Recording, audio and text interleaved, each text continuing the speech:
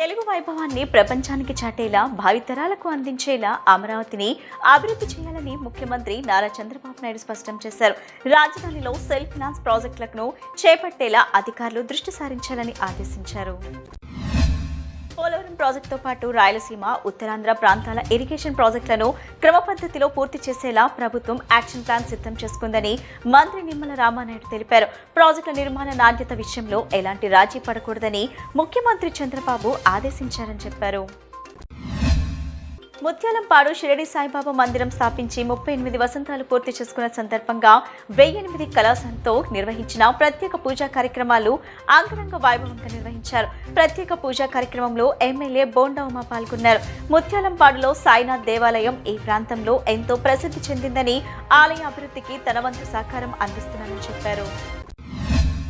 మహిళలు ఆర్థికంగా స్వయం సమృద్ధి సాధించినప్పుడే నిజమైన మహిళా సాధికారత సాధ్యమవుతుందని, అదే దేశ అభివృద్ధికి పునాది అవుతుందని ప్రధానమంత్రి నరేంద్ర మోడీ నమ్ముతారని బీజేపీ ఎన్టీఆర్ జిల్లా అధ్యక్షుడు అట్టూరి శ్రీరామ్ తెలిపారు.